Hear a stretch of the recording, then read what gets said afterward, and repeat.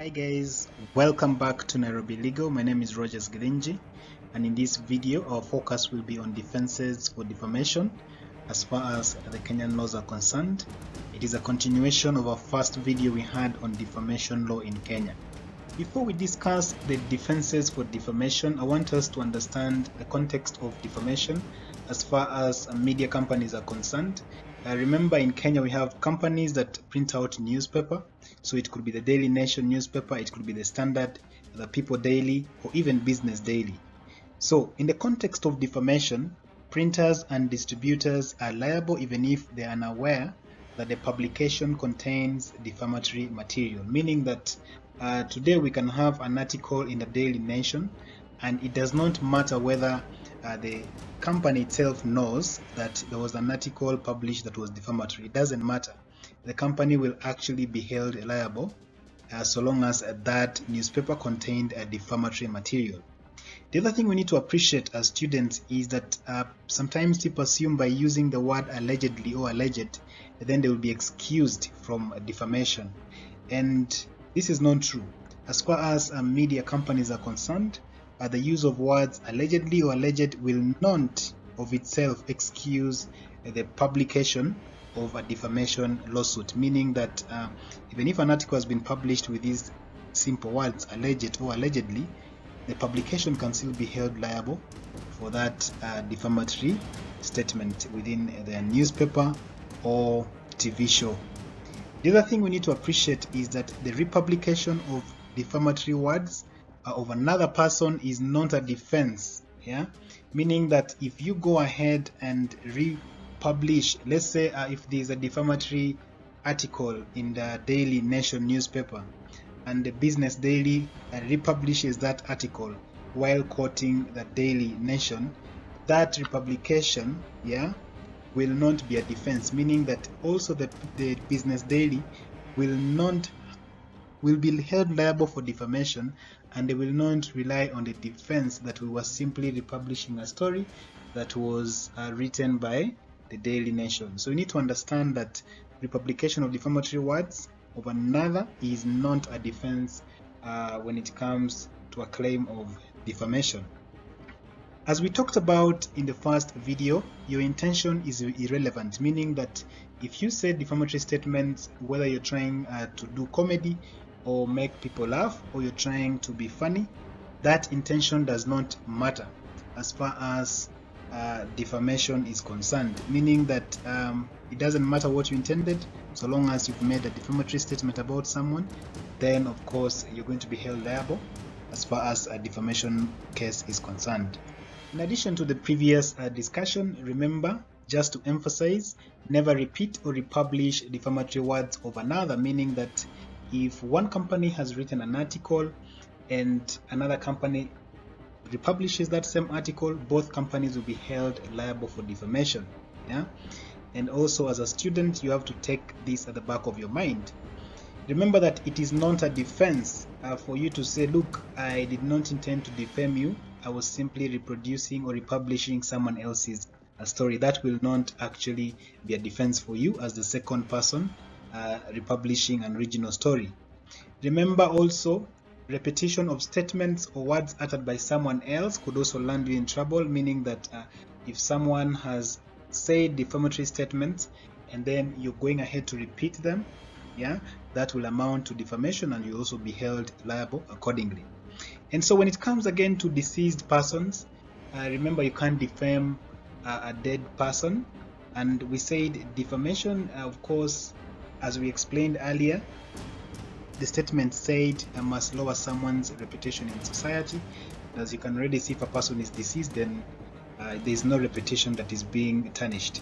And so no cause of action lies in respect of defamatory statements as far as deceased persons are concerned.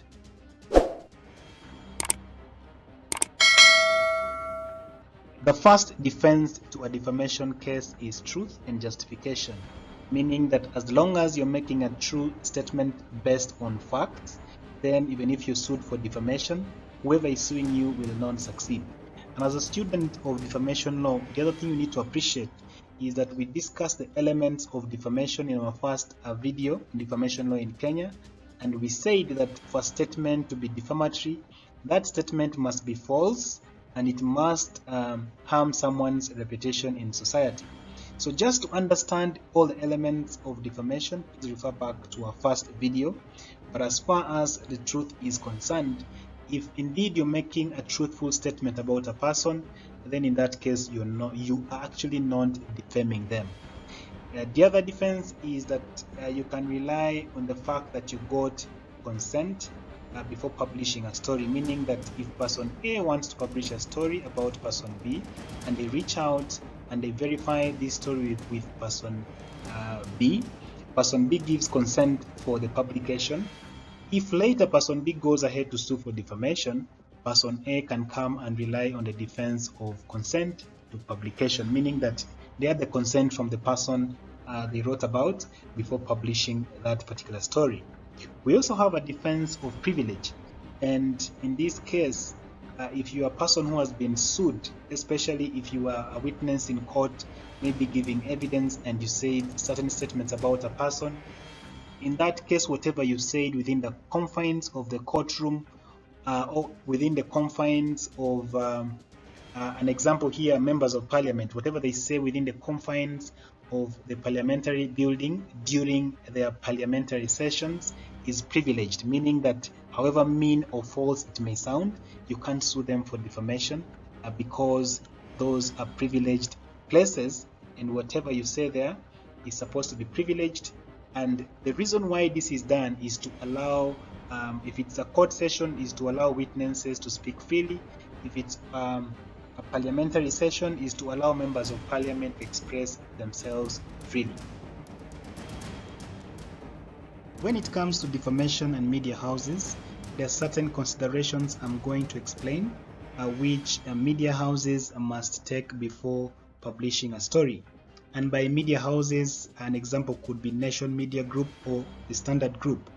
These are companies that print newspapers. They have TV stations that talk about politicians, lifestyle, and so many things that media houses talk about in our society. And so, when it comes to publishing, remember that a media house must be ready to issue correction or apology in order to avoid a defamation lawsuit. Now, we say that defamation protects reputation, and you know that in society we have people who have spent years building their reputation, and so if you try to tarnish it, then the penalties you pay are very high. Now, to put this into context, just more recently, the People Daily published a story about CS Matiang'i, and they said he was hinting at running for presidency in the year 2022. Now, as you can already see on your screen, this is an apology from the People Daily to CS Matiang'i, and they apologized to him and said they retract this statement and apologized to him for any embarrassment that he faced. Remember, when it comes to high-profile people, companies pay high compensation because these people have spent years building their reputation. And when it comes to consideration before publishing a story, is that you rather issue a correction and apologize instead of spending so much money to pay in damages and compensation for writing a statement that was not true. So this is our first consideration when it comes to publishing a story. The next consideration before publishing a story is that you need to verify the information and you have to rely on credible information. An example would be that if you meet person A in the streets and they give you a story about person B, please take the initiative to call person B so that you verify the story from person A. This way, you're going to avoid a defamation lawsuit. Also remember not to modify pictures or videos, and you have to be very specific in the story that you get. So if you've gotten a story from person A about person B and now you've verified this information, be very specific. That way you'll be able to avoid a defamation lawsuit. Also remember that your opinions while writing a story must be based in true facts. You can't just have an opinion without true facts. If you're just relying on your opinion without true facts, then you can be sued for defamation and you're going to pay damages and huge compensations for simply being reckless in the statements that you say. As we come to the end of this video, remember that defamatory statements could either be written or spoken, and so for you to appreciate this video, I've provided the considerations to have at the back of your mind before publishing a story. And as a student of defamation law, please also remember the defenses we discussed for defamation, and we said if a statement is the truth, then defamation cannot stand. But if someone has said a false statement, then that's when a case for defamation comes in, as long as that false statement is going to harm someone's reputation in society. Also remember to go back to our first video so that you appreciate the elements of a defamation case. In our next video, we're going to be looking at landmark cases in Kenya, and by landmark, what I mean is that what are the major cases that have been decided in the Kenyan courts as far as defamation is concerned. Thank you for watching. Remember to subscribe, and this is our Twitter handle. Asante.